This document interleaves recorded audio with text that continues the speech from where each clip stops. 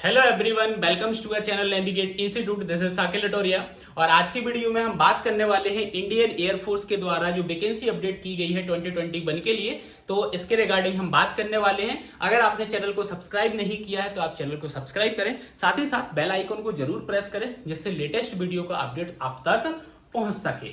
तो चलिए बात करते हैं हम इंडियन एयरफोर्स के द्वारा जो लेटेस्ट वैकेंसी अपडेट की गई है for officer range in flying department, ground duty technical department and ground duty non technical department. तो भाई 2021 में जो रिक्रूटमेंट होने वाली है क्लियर थ्रू एपकेट एग्जाम की हम बात कर रहे हैं। तो flying department, ground duty technical department and ground duty non technical department में आपकी वैकेंसी अपडेट की गई है। नेक्स्ट, फॉर्म फिलिंग की स्टार्टिंग डेट की अगर मैं बात करूं तो 1 जून 2021 से इसके फॉर्म भरना स्टार्ट हो जाएंगे और 30 जून 2021 तक आप फॉर्म को भर सकते हैं। तो ये इंपोर्टेंट डेट्स हो गई हैं, इसको मार्क कर लेना आप। साथ ही साथ एज लिमिट की हम बात करें, भाई इंडियन एयरफोर्स का एग्जाम होने वाला है तो एज लिमिट क्राइटेरिया भी यहाँ पे है।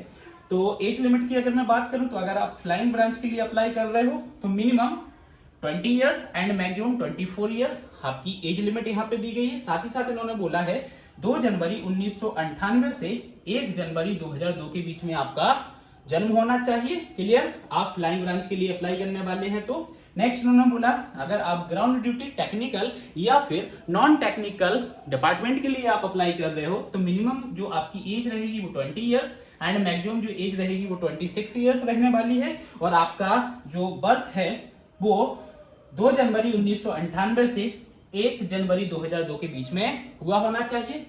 तो नेक्स्ट हम वैकेंसी डिटेल्स की बात कर लेते हैं। वैकेंसी डिटेल्स की अगर मैं बात करूं तो एक तो एपकेट एंट्री है। एपकेट एंट्री की अगर मैं बात करूं तो इसको एयरफोर्स कॉमन एडमिशन टेस्ट बोलते हैं। तो एयरफोर्स एंट्री के थ्रू आप flying branch, ground duty technical department and ground duty non technical department में अप्लाई कर सकते हैं। अगर फ्लाइंग ब्रांच की मैं बात करूं तो टोटल 96 यहाँ पे वैकेंसी निकाली गई है। ग्राउंड ड्यूटी टेक्निकल की अगर मैं बात करूं तो 137 यहाँ पे वैकेंसी निकाली गई है। और ग्राउंड ड्यूटी नॉन टेक्निकल की अगर मैं बात करूं तो 73 वैकेंसी यहाँ पर निकाली गई है। नेक्स्ट जो यहाँ पे स्पेशल एंट्री है वो एनसीसी की है। अगर आपके पास कोई एनसीसी का सर्टिफिकेट है तो आप डायरेक्टली फ्लाइंग ब्रांच में अप्लाई कर सकते हो थ्रू एनसीसी। आप फ्लाइंग ब्रांच की यहाँ पे एनसीसी के थ्रू हम बात करें तो भाई जो आपकी पोस्ट 96 यहाँ पे निकली हुई है उसमें 10% सीट्स को यहाँ पे रिजर्व किया गया है एनसीसी स्पेशल एंट्री के लिए। नेक्स्ट, मौसम विभाग की अगर हम बात करें, मेटियोरोलॉजी एंट्री की अगर मैं बात करूं तो भाई यहाँ पर 28 वैकेंसी निकाली गई है। ये भी आपकी डायरेक्ट एंट्री होने वाली है यहाँ पे। क्लियर, तो 28 पोस्ट के लिए 28 वैकेंसी के लिए आपकी यहाँ पे डायरेक्ट एंट्री होगी। नेक्स्ट इंपोर्टेंट आता है क्वालिफिकेशन। क्लियर, किस पोस्ट के लिए क्या क्वालिफिकेशन जरूरी है तो हम बात करते हैं क्वालिफिकेशन की। अगर हम फ्लाइंग ब्रांच के लिए अप्लाई करने वाले हैं तो हमारे पास ग्रेजुएशन होना चाहिए। अब ये ग्रेजुएशन एनी डिसिप्लिन में भी हो सकता है। क्लियर, जरूरी नहीं है कि आप इंजीनियरिंग से हो या फिर स्पेशल कोई सी आपने डिग्री करके रखी होगी तो ही आप फ्लाइंग ब्रांच के लिए अप्लाई कर सकते हो। एनी डिसिप्लिन स्टूडेंट यहाँ पे अप्लाई कर सकता है। बस ग्रेजुएशन में आपके 60% मार्क्स होना चाहिए। साथ ही साथ इन्होंने ये बोला है भाई 10+2 12th इन्होंने बोला है मैथ्स और फिजिक्स आप पास करना चाहिए। क्लियर, भाई जो मैथ्स और फिजिक्स आपने पढ़ी होना चाहिए 12वीं क्लास में। क्लियर, डिग्री आपने कोई सी भी डिसिप्लिन में की हो आप अप्लाई कर सकते हो फ्लाइंग ब्रांच के लिए। नेक्स्ट, टेक्निकल ब्रांच की अगर मैं बात करूं कि टेक्निकल पोस्ट के लिए अगर आप अप्लाई करने वाले हो तो यहाँ पे इंजीनियरिंग डिग्री की हम बात कर रहे हैं। Aeronautical engineering, electronics, mechanical engineers student यहाँ पे अप्लाई कर सकते हैं टेक्निकल ब्रांच के लिए। ठीक है, नेक्स्ट अगर हम बात करें ग्राउंड ड्यूटी टेक्निकल और नॉन टेक्निकल पोस्ट के लिए तो यहाँ पे भी ग्रेजुएशन आपका चाहिए। क्लियर, 60% के साथ 60% के साथ अगर आपका ग्रेजुएशन कंप्लीट है तो आप यहाँ पे अप्लाई कर सकते हो। यहाँ पे अगर मैं बात करूं तो भाई BCom student, MBA student, MCA student, MA student and MSc student यहाँ पे अप्लाई कर सकते हैं।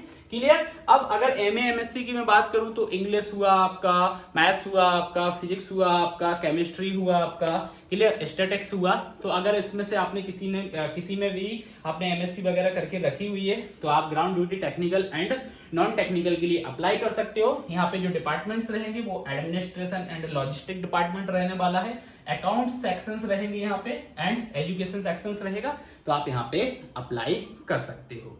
नेक्स्ट हम देखते हैं कि अब सिलेक्शन प्रोसीजर क्या रहने वाला है और क्या सिलेबस रहने वाला है एपकैट एग्जाम के लिए। तो नेक्स्ट हम देखते हैं सिलेक्शन प्रोसेस की एपकैट एग्जाम की सिलेक्शन प्रोसेस क्या होने वाली है। तो सबसे पहले हम बात करते हैं कि अगर आप ग्राउंड ड्यूटी टेक्निकल के लिए पोस्ट के लिए अप्लाई करते हैं तो हमारी सिलेक्शन प्रोसेस क्या होगी। तो ग्राउंड ड्यूटी टेक्निकल के लिए सबसे पहले तो आपको एयरफोर्स कॉमन एडमिशन टेस्ट एपकैट को देना है। साथ ही साथ दूसरा जो आपका पेपर रहेगा वो इंजीनियरिंग नॉलेज टेस्ट EKT आपका रहेगा। क्लियर। तो 2 टेस्ट पेपर आपके होने वाले, एक तो कॉमन जो रहेगा आपका एपकैट का वो तो होना ही है, साथ में आपका एक पेपर और होगा EKT का, इंजीनियरिंग नॉलेज टेस्ट को वहां पे चेक किया जाएगा। क्लियर। आपकी जो कोर ब्रांच होगी उस कोर ब्रांच के क्वेश्चंस आपसे वहां पे पूछे जाएंगे। नेक्स्ट अगर मैं आपसे बोलूं कि जो एपकैट एग्जाम्स आपका होने वाला है तो 2 आवर्स की ड्यूरेशन रहेगी जिसमें मल्टीपल क्वेश्चंस आपसे पूछे जाएंगे। क्लियर। मल्टी चॉइस क्वेश्चंस आपके आएंगे, 4 ऑप्शंस रहेंगे, आपको टिक मार्क करना रहेगा।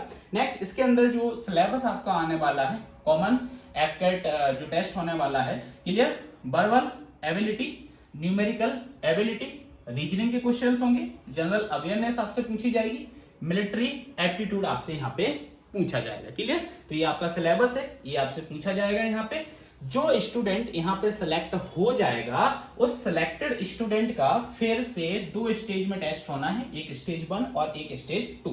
स्टेज 1 की अगर मैं बात करूं तो यहाँ पे इंटेलिजेंस टेस्ट आपका होगा विथ अदर टेस्ट, और भी टेस्ट आपके कंडक्ट होंगे यहाँ पे इंटेलिजेंस टेस्ट के साथ ही साथ आपके डॉक्यूमेंट को भी चेक किया जाएगा स्टेज 1 में। स्टेज 2 की अगर मैं बात करूं तो साइकोलॉजिकल टेस्ट आपका यहाँ पे होने वाला है, फिर आपका ग्रुप टेस्ट यहाँ पे होगा और फिर आपका यहाँ पे इंटरव्यू होगा। तो ये सिलेक्शन प्रोसेस आपकी जो होने वाली है वो ग्राउंड ड्यूटी टेक्निकल के लिए होने वाली है। नेक्स्ट अगर मैं यहाँ पे बात करूं फ्लाइंग ब्रांच के लिए अगर आप अप्लाई करते हो तो फ्लाइंग ब्रांच के लिए भी आपको यह एयरफोर्स कॉमन एडमिशन टेस्ट तो देना ही है, मतलब एपकैट का पेपर तो आपका होना ही है। Clear. 2 hours duration, same syllabus रहने वाला है ये, और MCQ टाइप आपसे क्वेश्चंस पूछे जाएंगे।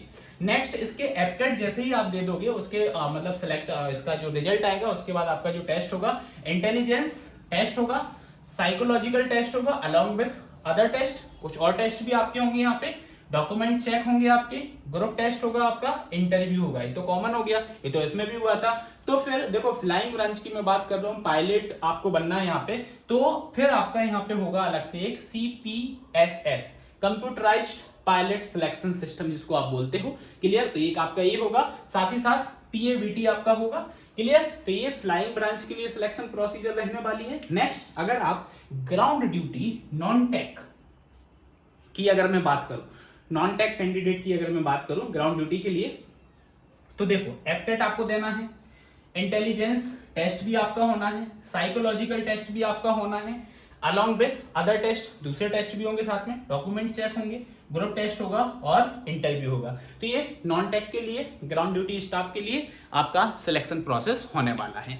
नेक्स्ट अगर मैं बात करूं, अगर आप फ्लाइंग ब्रांच के लिए अप्लाई करने वाले हैं तो इनके कुछ फिजिकल स्टैंडर्ड हैं, तो जो इसका फुल नोटिफिकेशन है वो हमने अपने टेलीग्राम चैनल पर शेयर किया हुआ है। तो आप टेलीग्राम पर जाके नेविगेट इंस्टीट्यूट चैनल को सब्सक्राइब करें, वहां पे आपको एपकैट का कंप्लीट नोटिफिकेशन मिल जाएगा। आप उस नोटिफिकेशन को पढ़ लें, फिजिकल स्टैंडर्ड्स को देख लें, उसके बाद आप पोस्ट के लिए अप्लाई करें। Thank you.